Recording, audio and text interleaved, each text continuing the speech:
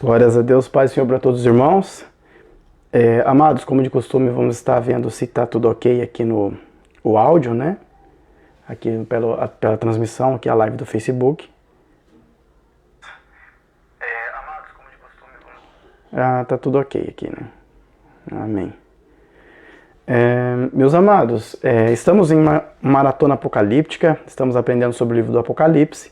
Estamos tratando aí verso por verso, capítulo por capítulo, e nós já estamos no capítulo de número 6. Graças damos a Deus por isso, que o Senhor nos concedeu essa oportunidade de nós, no nosso momento de ensino da Palavra de Deus, transmitido pelo Facebook, da Igreja da Multiforme Graça de Deus, aprendendo sobre isso, porque é um tema muito relevante, é um tema que nunca vai ficar velho, né? É um tema atual, sempre foi atual. E nos últimos dias da igreja na face da terra, a necessidade da igreja se alimentar deste tipo de conteúdo também, que é o conteúdo escatológico, né? Infelizmente, nem toda a igreja, né, no âmbito geral, se interessam pelo aprendizado da palavra de Deus e nem pelo aprendizado escatológico, né? Infelizmente. O nosso intuito aqui, da nossa igreja da Multiforme, é instruir os irmãos, né, partindo dos membros, né, da igreja, a conhecer mais a palavra de Deus. E, consequentemente, viver ela e ser abençoado por ela, né? Mas, como a gente sabe, infelizmente, nem todos estão interessados, né, em aprender da palavra de Deus. Isso na igreja no sentido geral. Infelizmente, sempre foi assim e nos dias de hoje não é diferente. A gente ouve muitas desculpas, né? Eu não entendo isso, não entendo aquilo, não compreendo. No caso do Apocalipse, por exemplo, eu não entendo o livro do Apocalipse. É uma oportunidade para poder aprender, mas às vezes as pessoas não se interessam, não querem aprender. Essa é a verdade. Geralmente as pessoas, elas querem fazer a obra, mas elas não querem aprender para fazer a obra, né? Elas querem sentar na posição de professor, mas não querem sentar na posição de aluno. O sábio Salomão bem deixa claro que a instrução ela é mais valiosa que qualquer coisa. A Bíblia ainda nos diz, né, o próprio Salomão diz que o sábio, ele busca a sabedoria para crescer mais. Ou seja, o sábio ele se coloca na postura de aluno para poder aprender e crescer mais. O tolo é o contrário. O tolo ele despreza a sabedoria, né? Ele quer fazer a obra de Deus, mas não quer aprender para fazer. Infelizmente esse é o tolo. O sábio não. O sábio ele senta no banco de aluno e ele aprende, porque ele se torna mais sábio ainda, né? Isso é uma maravilha. Mas, bom, graças a Deus temos os nossos irmãos que sempre estão nos acompanhando ou assistindo posteriormente a gravação, para que nós venhamos juntos aprender, né, da Bíblia Sagrada. Meus amados, eu não estou muito bem, né, a minha voz, minha respiração não está legal. Então, às vezes pode ser que eu dê alguma pausa para tomar uma água e alguma coisa do tipo. Então, os irmãos me perdoem já ficam avisados sobre isso, tá? Meus queridos, estamos no capítulo de número 6, no final, no último ensino nós falamos sobre os 4 cavaleiros do Apocalipse, tá? Vamos trazer um breve resumo para nós entendermos. João estava na ilha de Patmos, foi preso lá na ilha, exilado por conta de ser um testemunho, né, da palavra de Deus, testemunho vivo ali da palavra do Senhor na pregação do Evangelho. Ali na ilha de Patmos, João ele teve uma visão. E nessa visão ele via o próprio Jesus, né, no meio de 7 castiçais de ouro, e na mão de Jesus estava 7 estrelas. Os 7 castiçais são 7 igrejas, e as 7 estrelas são 7 pastores das 7 igrejas da Ásia Menor da época, né? Então Jesus ele traz 7 citações ali, são 7 cartas que ele pede para que João escreva e envie a cada igreja. Né? Essas são a carta às 7 igrejas da Ásia Menor. Depois disso, João ele vê uma porta aberta no céu e Jesus diz para ele, sobe para cá. João sobe e Jesus já não está mais lá, mas quem está é o próprio Deus sentado no trono. João vê Deus sentado no trono, o mar de vidro, ele vê os 4 animais ou 4 seres viventes e ele vê os 24 anciãos. Nós já explicamos, e o candelabro, né? Nós já explicamos sobre isso, cada detalhe, tá? Mas não há necessidade de nós ficarmos retornando, tá bom? E depois disso, João ele vê um livro selado na mão de Deus, e o Cordeiro, Jesus, agora ele aparece novamente, e ele pega esse livro das mãos de Deus, da mão direita de Deus, e ele começa a desatar os selos. Esse livro tem 7 selos. Os 4 primeiros selos são referentes aos 4 cavaleiros do Apocalipse. Cavaleiro no cavalo branco, cavaleiro no cavalo vermelho, cavaleiro no cavalo preto, cavaleiro no cavalo amarelo. Já falamos sobre isso no ensino passado. Então 4 selos foram abertos até agora. Resta então 3 selos, porque são 7, tá ok? Então agora, neste ensino, João ele vai presenciar a abertura dos demais selos. Lembrando que quando João ele tem essa visão, ele já está tendo visão da grande tribulação, tá? Os 4 cavaleiros do Apocalipse refere-se à grande tribulação. Os 7 selos refere-se à grande tribulação, tá bom? Mas por que não apareceu o arrebatamento ainda? Porque o livro do Apocalipse, eu já disse anteriormente, repito, não está escrito em ordem cronológica, tá ok? É proposital, já falamos sobre isso também, tá? Tá lá nos ensinos passados. Hoje é o número 13, tá? Então tem fora esse, tem 12 ensinos passados, que nós falamos muito sobre essas coisas, tá ok? E abordamos todos os detalhes. O que eu trouxe aqui foi um breve resumo. Não vai te auxiliar o breve resumo em si. Você precisa de detalhes, e os detalhes estão nos vídeos anteriores. Lembrando que o Facebook, no momento, não sei se voltou ao normal, ele não está permitindo o vídeo ficar para sempre. Ele fica por 30 dias e depois o Facebook exclui. Não sei se voltou ao normal, tá? Mas só para lembrar os irmãos, os vídeos anteriores lá, bem pode ser que eles vão ser excluídos por conta disso. Então os irmãos que quiserem recorrer aos vídeos anteriores e ir seguindo para aprender do livro do Apocalipse, eu aconselharia. Vamos lá então, capítulo de número 6, nós lemos o verso de número 8, explicamos eles no ensino passado, e agora o verso de número 9. E havendo aberto o 5º selo, vi debaixo do altar os animais vi debaixo do altar as almas dos que foram mortos por amor da palavra de Deus e por amor do testemunho que deram. Então no ensino passado, o Cordeiro abriu 4 selos. Dos 4 selos, originaram-se 4 cavaleiros montados em seus respectivos cavalos, que são considerados os cavaleiros do Apocalipse, e através deles ações ocorreram na face da terra, como morte, guerra, fome e a falsa paz, no caso do cavaleiro, o cavalo branco, tá ok? Agora aqui, João ele vê a abertura do 5º selo, não tem mais cavaleiro aqui, tá? São só 4. Então, no 5º selo não tem cavaleiro nenhum. O que João vê quando abre o 5º selo? Ele vê as almas dos que foram mortos por amor da palavra, ou seja, são mártires, tá ok? Do testemunho que deram. Então são mártires. São mártires. Mas quem são esses mártires? Esses mártires não são todos os mártires da história da igreja, que iniciou lá com Estevão. Ou seja, Estevão não estava ali junto com aquelas almas. Os apóstolos que morreram como mártires não estavam ali junto com aquelas almas. Tá bom? Esses mártires são os mártires da grande tribulação.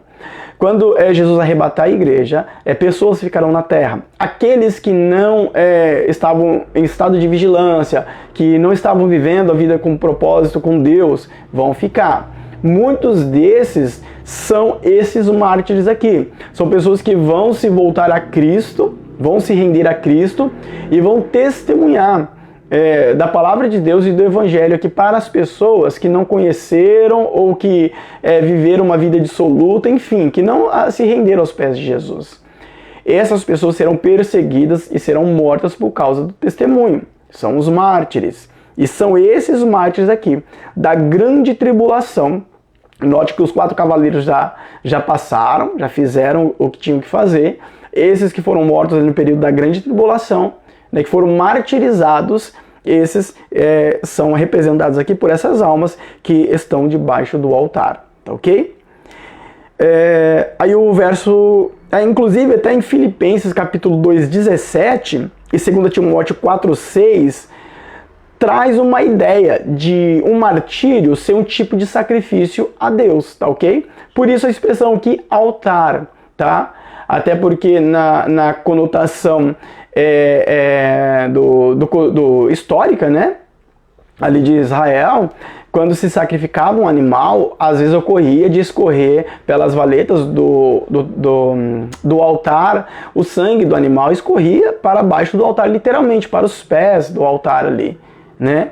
E a Bíblia diz que o sangue é vida, e exatamente o que está aqui é a vida, que é as almas dos martirizados. Então, este verso para o povo da época, o povo do contexto bíblico, era fácil de entender. Para nós temos que ter essa explicação. Verso de número 10. E clamavam com grande voz, dizendo: Até quando, ó verdadeiro santo dominador, não julgas e vingas o nosso sangue dos que habitam sobre a terra?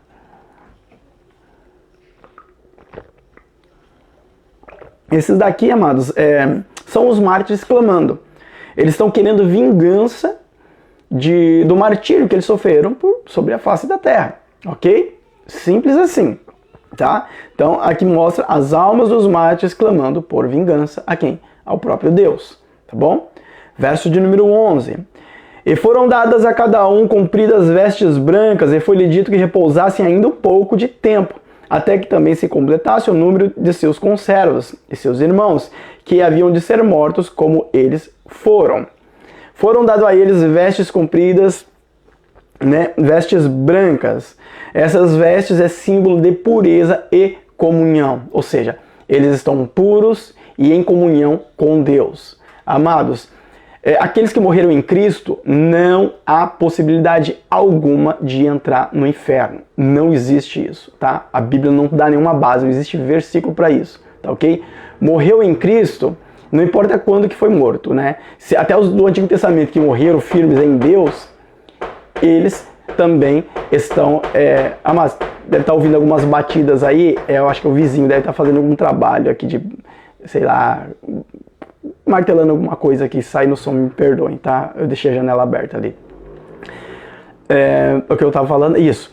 Não existe possibilidade alguma daqueles que foram mortos em Deus lá no Antigo Testamento ou em Cristo aqui no período da Nova Aliança irem para o inferno. Isso não existe, tá ok? Morreu em Cristo é reino celestial. Há um julgamento para os mortos sem Cristo, sem Deus, que foram para o inferno, e há um julgamento para os que foram salvos.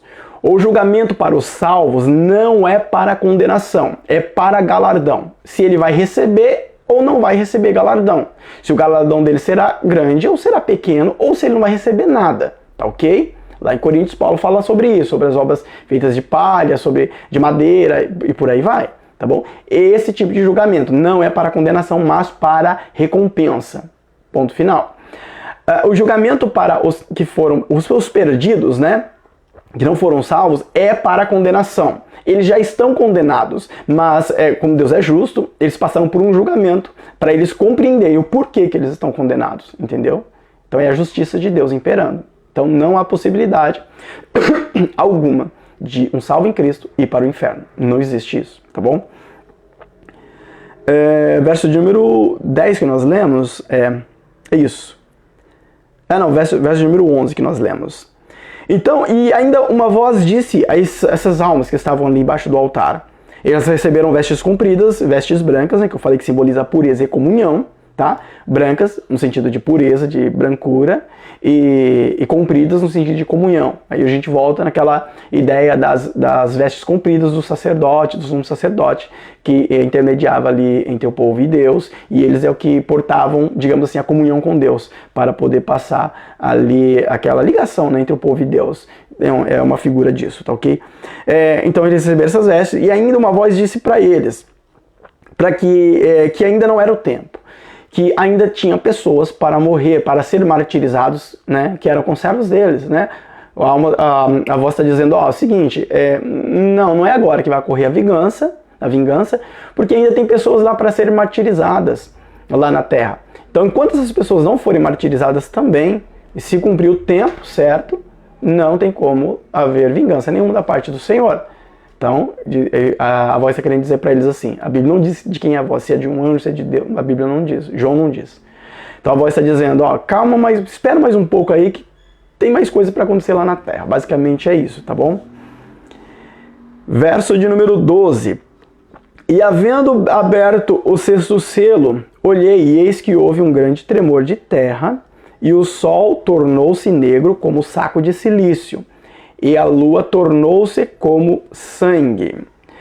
O sexto selo, ele é o selo da ira do Cordeiro, tá ok? O sexto selo é o selo da ira do Cordeiro. Abriu o sexto selo, a ira do Cordeiro cai por sobre a face da terra, entendeu? Aqui começa o julgamento de Cristo por sobre a terra, ali mudando todas as ordens climáticas do planeta, coisas do próprio sistema, né, do universo sendo alterados pelo próprio Cristo. Coisas que cientificamente seriam impossíveis de acontecer. Mas para Deus nada é impossível, né? Ele é dono de tudo, tá? Bom, aqui o sexto selo, como eu disse, é o selo da ira do Cordeiro. E aqui diz que eis que houve um grande tremor de terra, um terremoto. Então Jesus ele começa a mexer no sistema natural do planeta. Terremoto, um grande tremor de terra, está falando de terremoto, ok? E o texto continua dizendo que o sol tornou-se negro como saco de silício e a lua tornou-se como sangue. Por que o sol tornou-se negro e a lua tornou-se como sangue? É simples. Quando ocorrer isso, em algum lugar do planeta será noite, em outro lugar será dia. Isso é comum, é natural. Tá? Enquanto no Brasil, por exemplo, é de dia, lá no Japão, por exemplo, é de noite. Então aqui, para nós, entre aspas, né? Eu não vou estar aqui, tá? Você é arrebatado antes, você também, em nome de Jesus. Mas para que eles ficarem, eles vão ver o sol tornando-se negro. E aqueles que estão lá no Japão, naquela região, vão ver a lua tornando-se em sangue. Se aqui for noite, vai ser o oposto. Lá eles verão o sol tornando-se negro, e aqui eles verão a lua tornando-se como sangue, vermelha, tá? Então o sol tornou-se negro. E aqui, inclusive, João ele usa uma expressão, né, uma comparação, como saco de silício. O silício, para quem não sabe, ele era um tecido feito de pele de cabra. Só que não era qualquer pele de cabra, era pele negra, de cabras negras, tá? O nome silício é por conta da Sicília. Este era um tecido que era importado da Sicília. E ele era um tecido tão grosso, tão espesso, que nenhum tipo de luz passava por ele, tá bom? Então essa expressão de João, tornou-se negro como saco de silício, ele está falando de algo do próprio breu mesmo, de trevas, literalmente trevas. A explicação para isso daqui fica difícil de nós trazermos de modo contundente, porque aqui Jesus ele está utilizando de poderes, obviamente, sobrenaturais, o poder dele, para mudar, alterar as ordens climáticas, todo o sistema solar, o sistema do planeta Terra, entendeu? Esse faz parte da ira do Cordeiro, tá?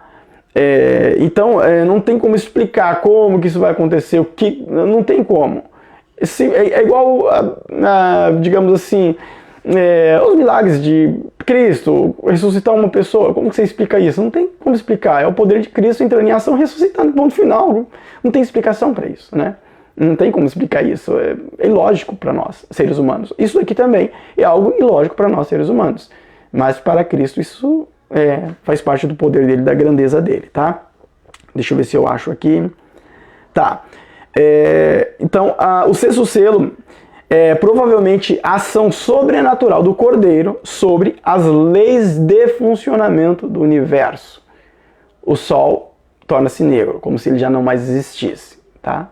A Lua torna-se vermelha, tá? Então ela passa a ser ofuscada aí. Verso de número 13. E as estrelas do céu caíram sobre a terra, como quando a figueira lança de si os seus figos verdes, abalada por um vento forte.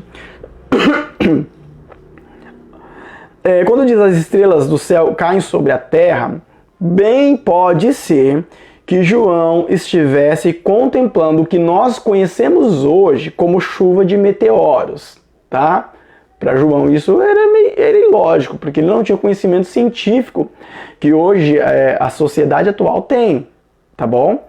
Então, o que João está vendo nessa visão provavelmente é uma chuva de meteoros, ou seja, levando em consideração essa lógica, esse ponto lógico, nós entenderíamos que na abertura do sexto selo aconteceria isso que eu já mencionei anteriormente, e também uma chuva de meteoros que cairia sobre a Terra. Seriam pedras vindas do espaço caindo por sobre a Terra, atingindo prédios, atingindo casas, atingindo tudo que encontrar pela frente, tá ok?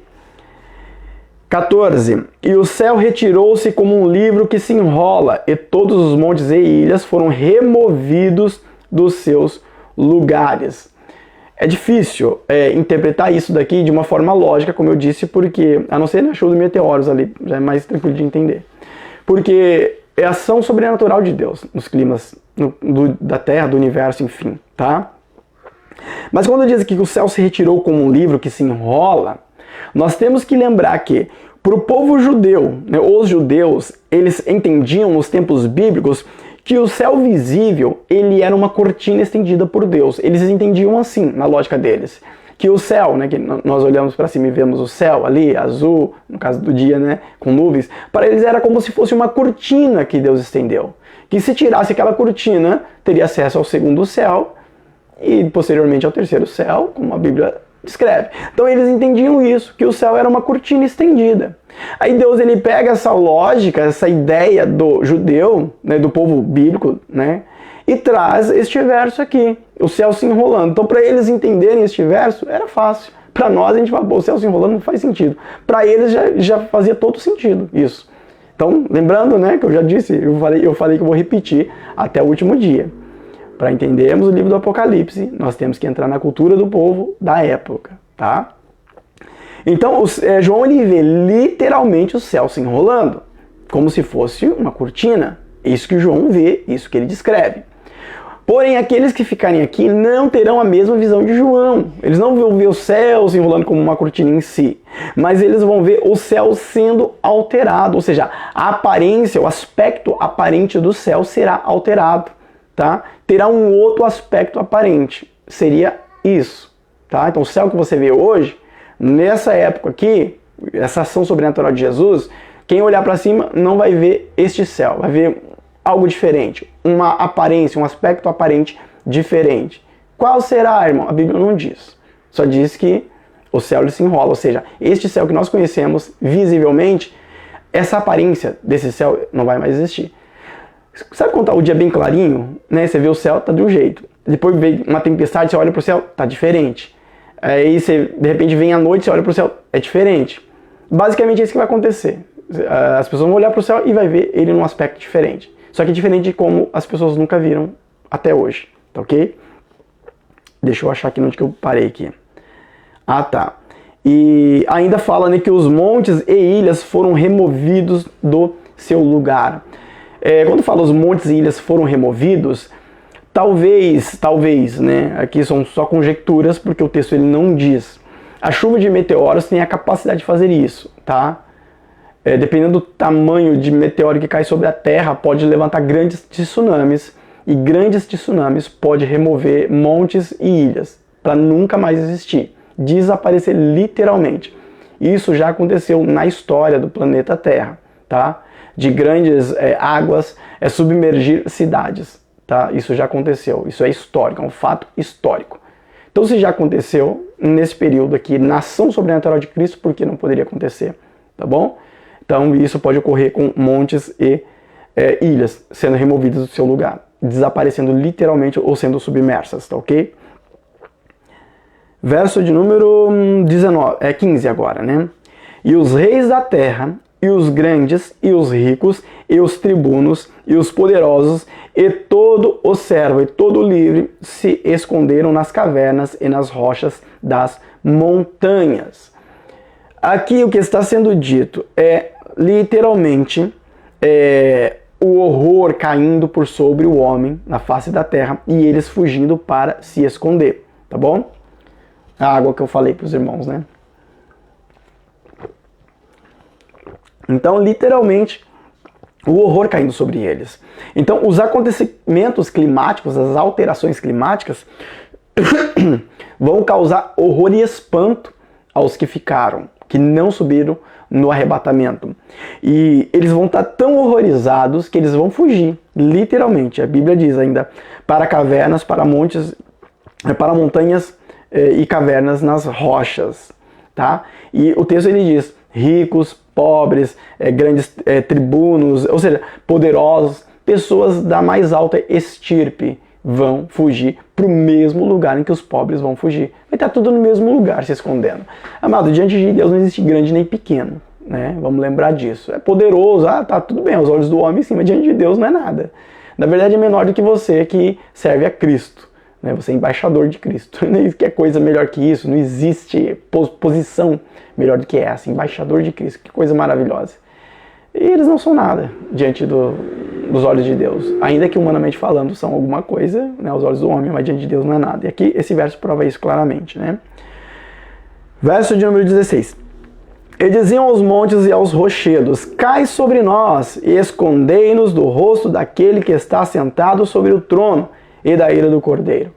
Aqui é um reconhecimento de quem está fazendo tudo isso é o próprio Jesus Cristo. Interessante que eles reconhecendo isso, eles não aceitam a Cristo. Continuam querendo viver a sua própria vida dissoluta, né? E aqui eles estão desejando o quê? Que os montes e os rochedos caiam sobre eles. Ou seja, eles estão desejando a morte. Eles querem a morte por conta do horror, do pavor que tomou conta deles. Tá bom? Verso 17. Eles ainda falando, né? Porque é vindo o grande dia da sua ira, e quem poderá subsistir? É uma pergunta. É vindo o grande dia da sua ira. Quem que vai subsistir a ira do Cordeiro? Não tem como subsistir. Se Deus quiser mandar, né, o Cordeiro quiser mandar a chuva de meteoros por sobre a terra, como que o ser humano vai impedir isso? É impossível. A lua enegrecer, né, a lua tornar-se como sangue, o sol se escurecer, haver trevas sobre a face da terra, não tem como, ninguém consegue impedir isso, né? O céu sendo enrolado, mudando seu aspecto aparente, nada nem ninguém pode subsistir à ira do Cordeiro. E a única maneira de nós, igreja, finalizando aqui, não passarmos por isso, é nós estarmos firmados em Cristo, para que nós possamos subir no arrebatamento. Essas coisas para nós não será relevante, porque nós estaremos em Cristo. Ah, irmão, então não precisa aprender nada sobre essas coisas. Precisa sim, porque é palavra de Deus, é alimento para a alma. E através disso, você pode encontrar forças lá na frente, para continuar na sua caminhada ali firme em Cristo. Lembrando que foi ensinado, né, o que os homens, as pessoas que ficarem, passarão, tá bom? Eu já disse uma vez, e vou repetir, o único livro, o único entre aspas, pode falar, tá, mas me entenda por gentileza, mas o livro que me concede paz e tranquilidade nos momentos de aflição é o livro do Apocalipse. Se eu estiver num momento de aflição, um momento de grande aflição de alma, isso é natural, acontece com todo mundo, se eu ler o livro do Apocalipse, isso me tranquiliza, isso me traz uma paz grandiosa. Então, compensa assim estudar sobre isso. Amados, até que então foi aberto o sexto selo. O sétimo selo faz parte do próximo capítulo, capítulo número 7. Quando é aberto o sétimo selo, inicia-se o toque das 7 trombetas, tá? Abriu o sétimo selo, toca-se a primeira trombeta, depois a segunda e a terceira. Cada trombeta também tem um acontecimento. Nós vamos aprender sobre isso no próximo ensino, tá bom? Então que Deus abençoe a todos grandemente. Vamos fazer uma oração aqui para Deus abençoar ainda mais sua casa, sua família e já dar a bênção apostólica. E na próxima sexta, então a partir das 18h30, nós estamos aqui aprendendo um pouco mais a palavra de Deus em nome de Jesus. Senhor Deus, obrigado por tudo, perdoa-nos de nossos pecados, nos firma na Tua palavra e na Tua vontade. Abençoe a cada alma, a cada família, a cada lar, a cada casa, dê do Teu livramento. Guarda, protege, Senhor. Que todo mal que tem se levantado contra a vida dos Teus filhos caia por terra. Toda ação do diabo seja desfeita para a honra e glória do Teu nome. Abençoe a cada um grandemente, Pai. Que a graça de nosso Senhor Salvador Jesus Cristo, o amor de nosso Deus, nosso eterno Pai, a comunhão e a consolação do Espírito Santo reine em cada coração. Todos juntos possamos dizer amém. Que Deus abençoe a todos grandemente. Fica na paz, amados.